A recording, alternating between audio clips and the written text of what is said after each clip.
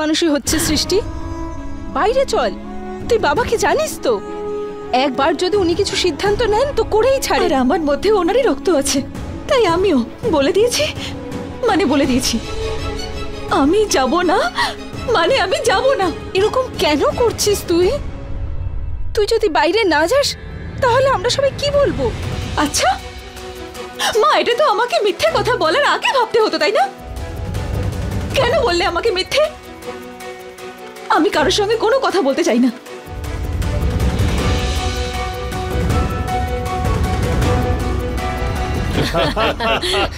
আজও ভুলতে পারেনি। একদমই ঠিক, আজও বলেনি। একদম, আমারও খুব মনে আছে।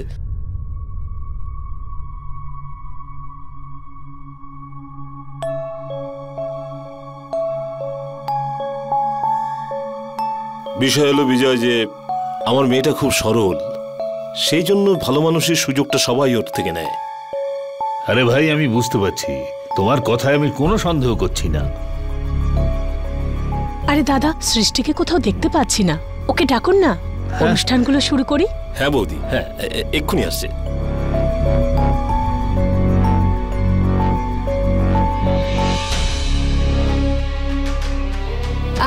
অমৃত, কাজের জন্য খুব ব্যস্ত থাকো। একদমই তাই, একটু তো কষ্ট করতেই হয়।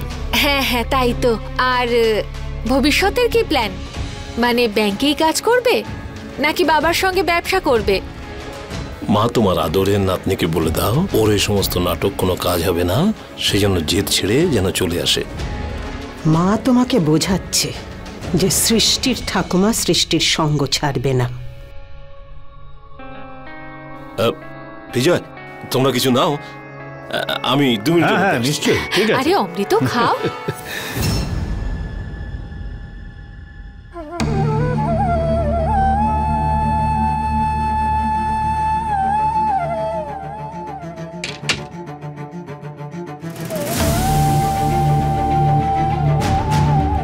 মা সৃষ্টি, চলো, সবাই তোমার জন্য অপেক্ষা করছে।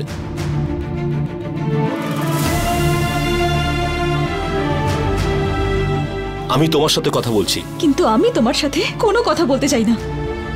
যদি তোমার জেদের সামনে আমার সুখের কোনো মূল্য না থাকে, তাহলে আমার জেদের সামনেও আমি তোমার এই মিথ্যে অহংকারকে কিছুতেই সহ্য করব না। মুখের উপর কথা বলো না, যেটা বলছি সেটা শোনো। মা, তুমি প্লিজ বাবাকে বলে দাও, যদি বাবা আমার সাথে জোর করতেই চায় তাহলে যেন আমাকে টেনে হিঁচড়ে বাইরে নিয়ে যায়, যাতে বাইরে বসে থাকা প্রত্যেকে এটা জানতে পারে যে এই আশীর্বাদ আমার ইচ্ছে নয়, বরং আমাকে এটা করতে বাধ্য করা হচ্ছে।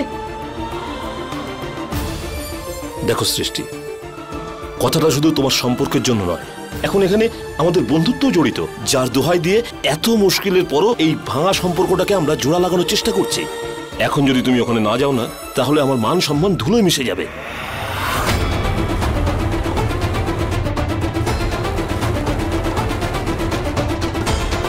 তোমাকে আমি শেষবারের মতন বলছি, বাইরে চলে এসো। আজ তোমার জন্য আমার যদি সম্মান নষ্ট হয় না, তাহলে আমি ভুলে যাব যে আমার মেয়ে তুমি। জীবিত অবস্থায় তোমার তর্পণ করে গঙ্গায় স্নান করব আমি, মনে রেখো।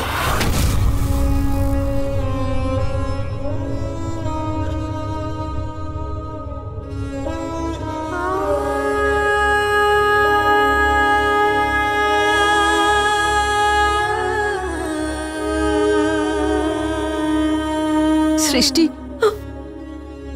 সৃষ্টি, আমি ভিক্ষা চাইছি তোর কাছে।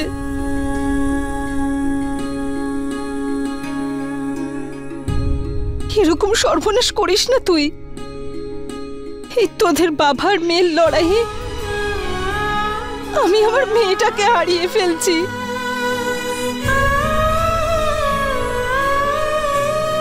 আমি হাত জোড় করছি তোর সামনে, আমার সম্মানটুকু বাঁচিয়ে দে তুই। আমাদের এই বাড়ির খুশির সম্পর্কের মান রাখিস তুই। প্লিজ বাইরে আয় তুই, প্লিজ।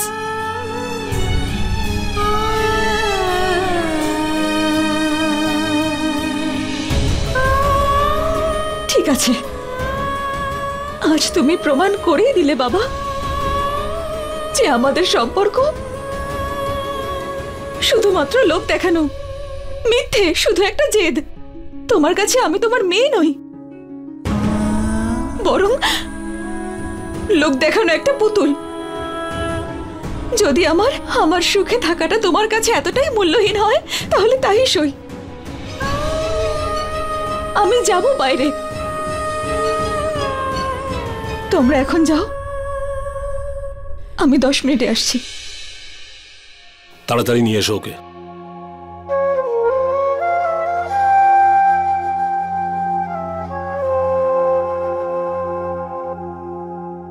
আগে আমি এখানেই অপেক্ষা করছি, বড় সাহেবের জন্য অপেক্ষা করছি। আচ্ছা বলতে পারেন বড় সাহেব কখন আসবেন? ঠিক আছে, আমি এখানেই আছি, ধন্যবাদ। কি হলো, কি বললেন অফিসার বড়বাবু? কখন আসবেন? বড় সাহেব রাস্তায় আছেন, এই এলেন বলে। উনি একবার চলে এলে তাড়াতাড়ি সিদ্ধান্ত হয়ে যাবে যে আমরা এখানে থাকতে পারি না আমাদের এখান থেকে যেতে হবে।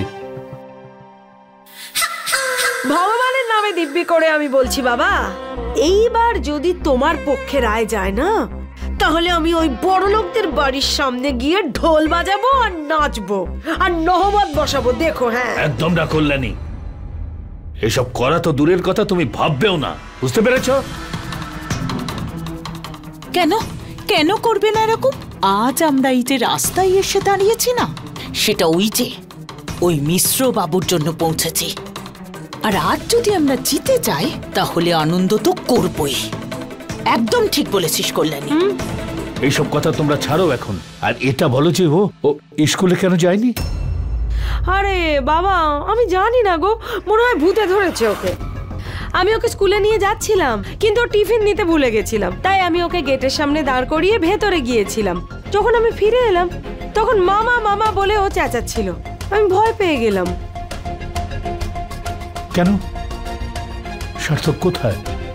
কি হয়েছে সার্থকের? আরে কি করে জানবো, সকাল থেকেই তো ওকে আর দেখতেই পাচ্ছি না।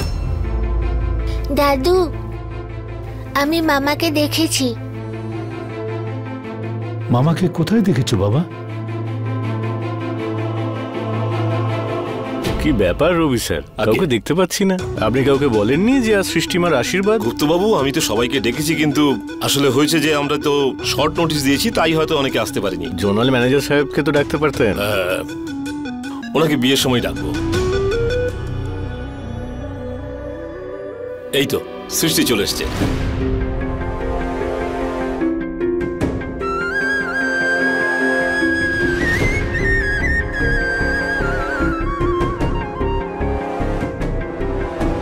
আরে বাহ, কত মিষ্টি লাগছে, একদম পরীর মতো। কারোর যেন নজর না লাগে তোমার ওপর।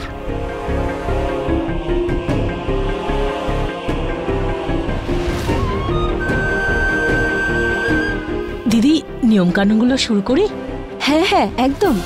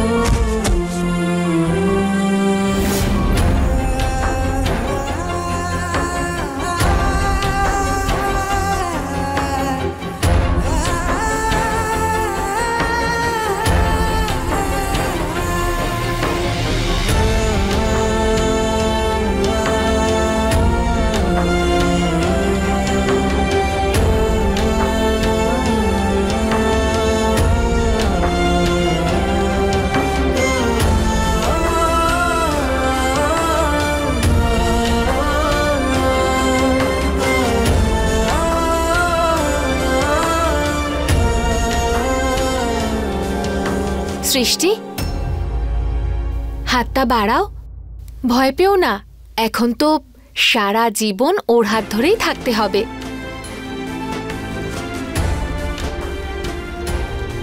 I love you. I love you too Sarthak. Srishti, মা হাতটা আগে দে।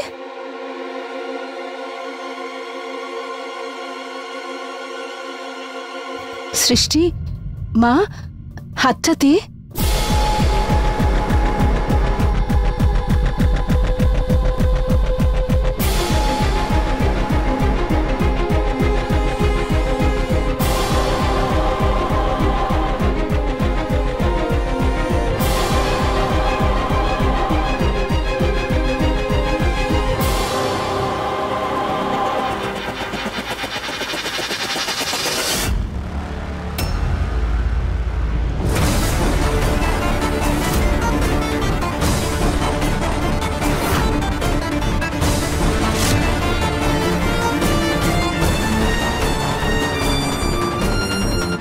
এটা কি হয়েছে সৃষ্টি?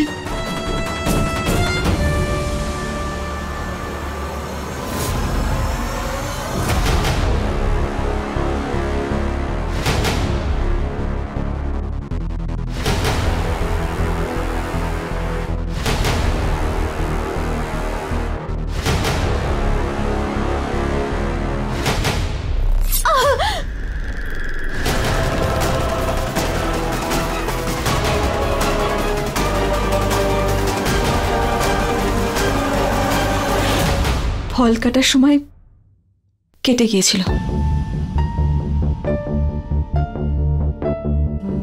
এবার এই এনগেজমেন্টটা কি করে কমপ্লিট হবে? আংটিটা তো ওই আঙুলেই পরাতে হয়।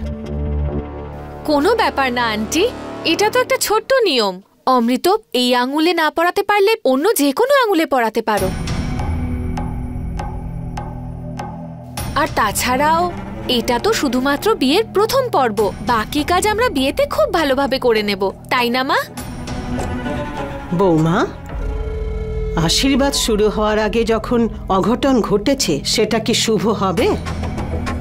বিয়েটা সারা জীবনের ব্যাপার, মজা করো না।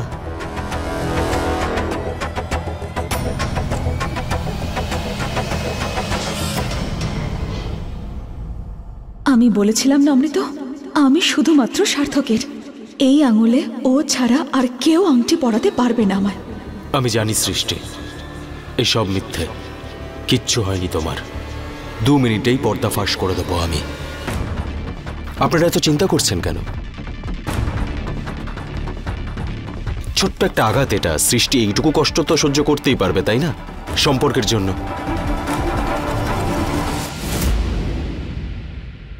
তাই তো সৃষ্টি?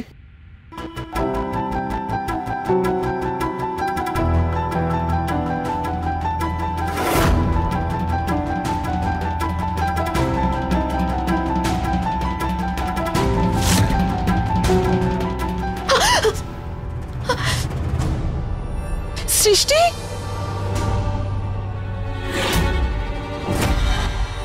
সৃষ্টি, ও ওঠ মা, ওঠ ওঠ, এদিকে এদিকে, এখানে বস, বস, সাবধানে বস। বাপরে, সরং, ওষুধ নিয়ে এসো, ব্যান্ডেজ নিয়ে এসো তাড়াতাড়ি।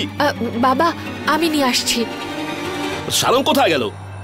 আমি কি জানি, তুমিই তো ওকে কোথাও পাঠিয়েছিলে। ও এখনো মিষ্টি নিয়ে ফিরলো না। ও এই ছেলেটাও না, কোথায় যে যায় ভগবান জানে। ব্যথা করছে বাবা? এই নিন মা। ব্যাস 1 মিনিট, তাড়াতাড়ি ওগুলো দাও। সৃষ্টি, তোমার বলা উচিত ছিল যে এত গভীরভাবে কেটেছে। আমি বলেছিলাম, কিন্তু তুমি হয়তো বিশ্বাস করতে চাওনি।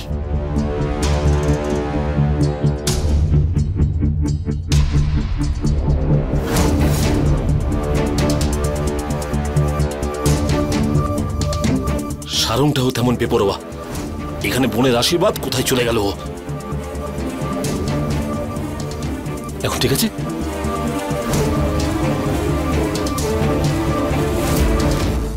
প্রণাম স্যার, আমার নাম যতীন্দ্র যাদব, আমি জিটি রোড ব্রাঞ্চের ক্লার্ক। স্যার, কয়েকজন লোক আমাদের বাড়িতে এসেছিল আর জোর করে আমাদের ঘর খালি করিয়েছে। সেই থেকে আমরা সমস্ত পরিবার নিয়ে এইখানে আছি। এর বিরুদ্ধে অ্যাপ্লিকেশনও করেছি স্যার, কিন্তু এখনো তার কোনো খবর পাইনি। সাহেব, ওনার কোনো ভুল নেই, ওনাকে তো কেউ ফাঁসাচ্ছে। দেখুন না আপনি, সমস্ত পরিবার নিয়ে আমরা এখানে বাইরে 5 দিন থেকে পড়ে আছি। দেখুন, আপনি চিন্তা করবেন না, আমি থাকতে কোনো নিরপরাধ ব্যক্তি শাস্তি পাবে না। অসংখ্য ধন্যবাদ। দেখো সত্যেন্দ্র, আমি তোমার ব্যাপারে কিছু অভিযোগ পেয়েছি, সেগুলোর ব্যাপারে আমি তোমার কাছ থেকে জানতে চাই, কারণ যিনি অভিযোগটা করেছেন তিনি প্রমাণও দাখিল করেছেন। আরে ওই লোকটা তো দেখছি হাত ধুয়ে আমার বাবার পিছনে লেগেছে। আমাদের যদি এখান থেকে যেতেই হয় তাহলে এমন শিক্ষা দিয়ে যাব লোকটাকে যে সারা জীবন মনে রাখবে কাদের সাথে পাঙ্গা নিয়েছিল। আমি তোমাকে কিছু প্রশ্ন জিজ্ঞাসা করব। আজ্ঞে sir. The number you have called is currently switched off. Please try again later. Thank you. এই সারংটা ফোন সুইচ অফ করে রেখেছে। জানি না আজকে দিনে এই ছেলেটা কোথায় চলে গেল।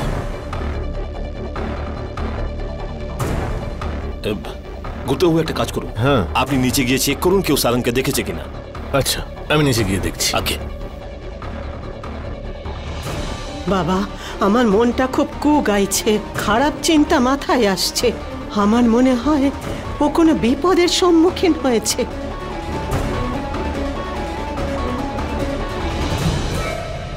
এরা যেভাবে সারংকে খুঁজছে, ওর জন্য এত চিন্তা করছে, আমার তো ভয় হচ্ছে যে ওর কারণে এই এনগেজমেন্টটা ক্যান্সেল না হয়ে যায়। আঙ্কেল,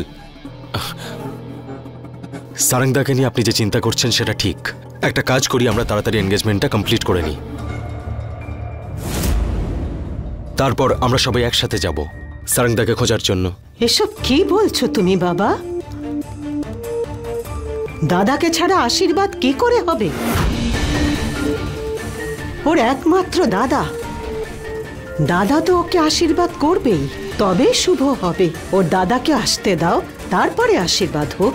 আমার সৃষ্টি তো কোথাও চলে যাচ্ছে না। বিজয়, মা কিন্তু ঠিকই কথা বলছেন। এই সময় সারংয়ের উপস্থিতি খুব দরকার। ছেলেটা যতই বেয়াক্কেলে হোক না কেন, এতটাও বেয়াক্কেলে নয় যে ওর বোনের আশীর্বাদের সময় নিরুদ্দেশ হয়ে যাবে।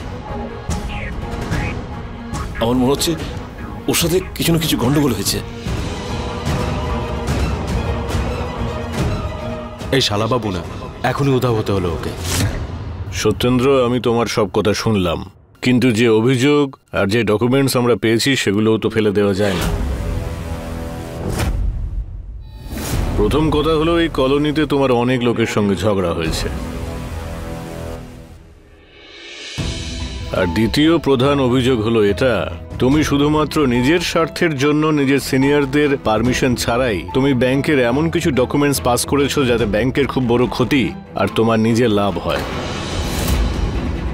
এখন এই অভিযোগ থেকে বাঁচার উপায় একটাই, যদি সেই সমস্ত প্রমাণ বা ডকুমেন্টসগুলো আমাদের দেখাও। স্যার, আমি মানছি যে আমার ভুল হয়ে গেছে, কিন্তু আমি ইচ্ছে করে কিছু করিনি স্যার। আর যখন আমি আমার ভুলটা বুঝতে পেরেছি তখন আমি ম্যানেজার সাহেবকে বলেছি আর ওই সমস্ত কাগজ ওনাকে দিয়ে দিয়েছি। দেখো, তোমার ম্যানেজার বাবুর কাছে এরকম কোনো ডকুমেন্টস নেই, আর উনি তো সম্পূর্ণ অস্বীকার করেছেন যে তুমি ওকে কিছু বলোইনি।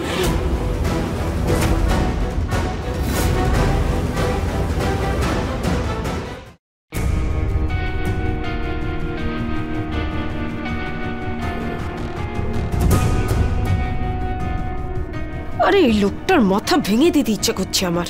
কিন্তু স্যার, আমি সত্যেন্দ্র, আই এম সরি, কিন্তু তুমি যে নির্দোষ সে ব্যাপারে প্রমাণের অভাবে আমাকে তোমার আবেদন খারিজ করতে হচ্ছে।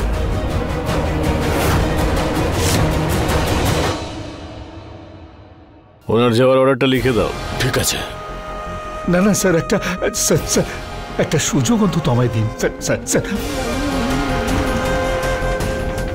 আরে না না সাহেব, এরকম করবেন না।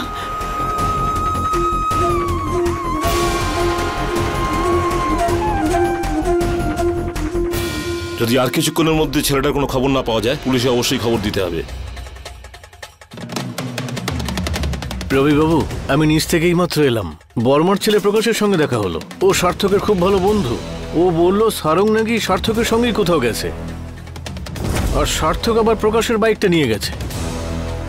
কাল সারংয়ের উপর হামলার পরে আমরা আশীর্বাদটা বন্ধ করিনি, আজ কি সসৎ ছেলেটা কোনো অন্য কোনো চাল চালছে, ওকে ছাড়বো না আমি।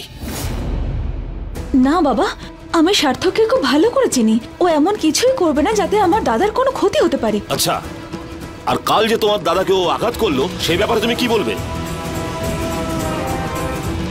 এখন তো আমি সত্যেন্দ্রর সামনে গিয়ে ওর ছেলের হিসাব চাইবো, আর ওর ছেলের অপরাধের শাস্তি চাইবো।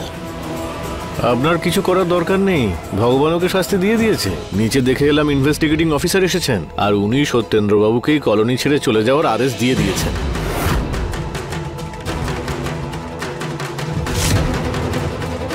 ঠিক আছে, আসুন। হ্যাঁ, চলো। ঠাকুমা, তুমি একটু ভেতরে চলো, তোমার সাথে আমার একটু কথা আছে। হ্যাঁ চল। মা, ভাইকে তো ফোনে পাওয়াই যাচ্ছে না। আরে যে কোথায় গেল এই ছেলেটা?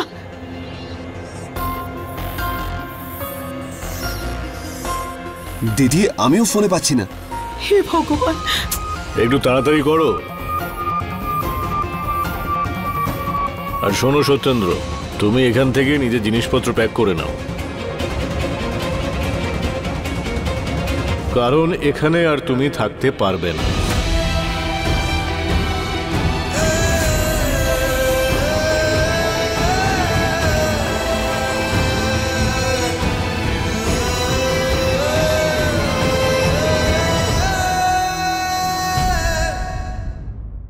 अपने पसंदीदा शो के फुल एपिसोड देखने के लिए अभी डाउनलोड करें दंगल प्ले ऐप।